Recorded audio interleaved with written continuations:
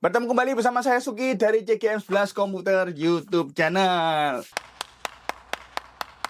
Wah, sudah lama banget nih kita sudah nggak bahas rakitan PC ya. Kali ini kita dapat orderan rakit PC gaming. Tapi kali ini PC gamingnya ada beberapa request. Salah satu requestnya adalah request untuk kedepannya bisa diupgrade, tapi juga masih bisa irit dalam kehidupan sehari-hari di rumahnya. Tapi apakah rakitan PC ini cuma harganya 3 juta tapi sudah pakai RTX 3050? Yaudah, tanpa berlama-lama langsung aja kita ulas PC-nya satu persatu. Let's go!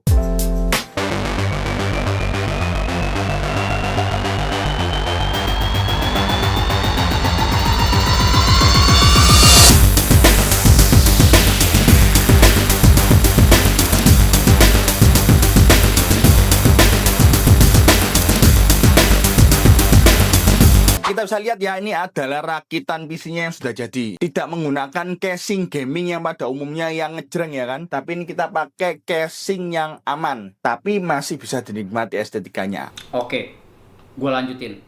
Kita akan mulai dari prosesor terlebih dahulu. Untuk prosesor kita pakai Ryzen 7 5700. Kalau biasanya di under 10 juta, andalan kita adalah di Ryzen 5 5500. Begitu customer request di atas 10 jutaan, kita akhirnya memutuskan kasih di Ryzen 7 5700. Walaupun sama-sama punya TDP di 65 watt, tentunya Ryzen 7 5700 sudah lebih strong daripada Ryzen 5 5500. Dengan 8 core dan 16 thread, prosesor ini sudah cocok banget untuk dibuat gaming. Sedangkan untuk motherboard sendiri kita pakai dari Gigabyte ya. Kita pakai Gigabyte motherboard AMD B550MK.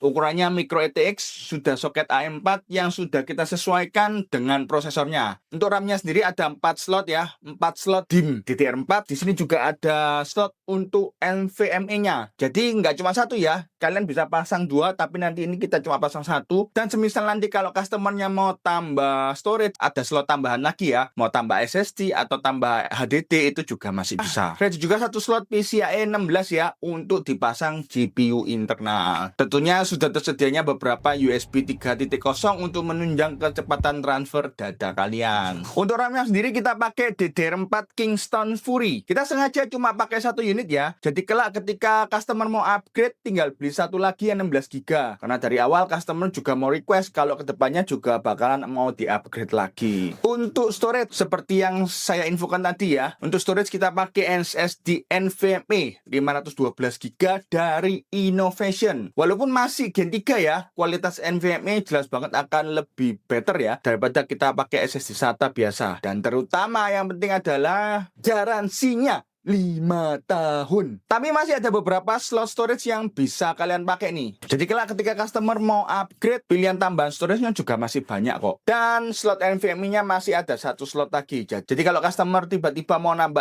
NVMe satu lagi, juga masih tersedia slotnya. Ini adalah momen yang paling ditunggu. Kita akan mulai membahas GPU. Seperti yang kita tahu, komponen ini adalah paling ditunggu-tunggu. Kok bisa dengan harga segitu sudah pakai GPU 3050 yang 6 GB? Benar sekali, kita sudah menjatuhkan pilihan pada Nvidia RTX 3050 yang VRAM 6 GB. Kali ini kita pakai yang merek Colorful. Seperti yang sudah pernah aku review sebelumnya ya, kalian bisa cek di video sebelumnya. GPU ini punya TDP yang paling irit. Terlepas ya, ada seri 40 atau 50. Dari antara series 30 sampai series 50, series yang tipe ini itu ya paling irit. Cocok nih buat kalian yang masih merintis buat jadi streaming ya kan. Jadi listriknya nggak pakai banyak. Lantas berapa TDP-nya? TDP-nya adalah 60 watt, VRAM 6 GB yang sudah ready. Di belakangnya itu ada 3 jenis output display yang bisa kalian sesuaikan dengan kebutuhan kalian. 3 output saya rasa sudah cukup lah untuk kalian mau pakai buat streaming atau mau pakai multi monitor, itu juga sudah bisa. Sedangkan untuk power supply-nya sendiri kita pakai S-Cool Pro. Kita pakai yang 500 watt dengan sertifikasi 80 plus bronze. Power supply-nya punya dimensi ETX standar ya, dan sudah dilengkapi dengan 120 mm cooling fan dengan super quiet low noise teknologi ya, yang diklaim suaranya itu di bawah 20 dB. Jadi kalau under 20 dB ya, dipastikan suara power supply-nya itu tidak berisik. Ini posisi komputernya sudah nyala dan kita akan coba dengarkan seberapa bising power supply-nya.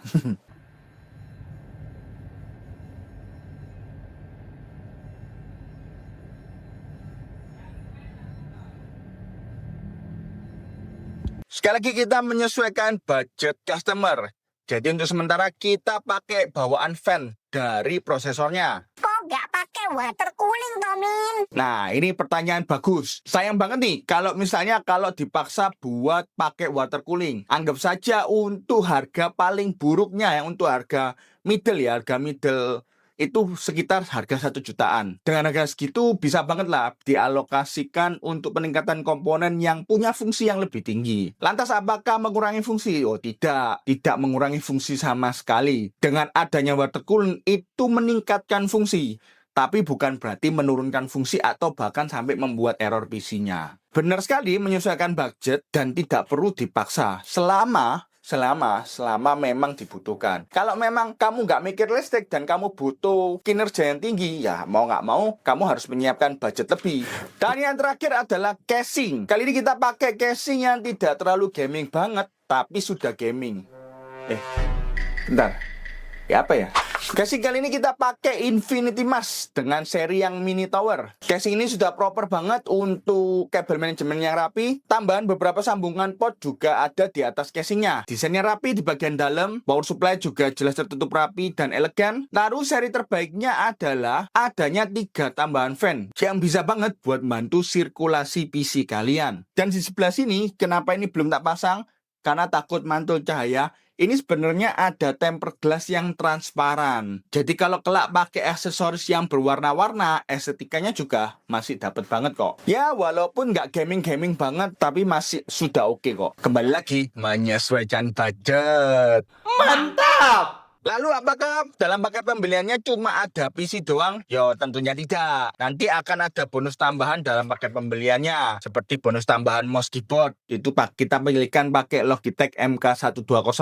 Lalu juga sudah termasuk monitor. Kita pakai monitor 24 inch Anaconda yang sudah support 165 Hz. Tapi biar kalian untuk memperjelas visualnya, kita akan lakukan beberapa benchmark ya. Dan testing ke beberapa game berat. Tanpa berlama-lama, langsung aja, ini adalah hasilnya.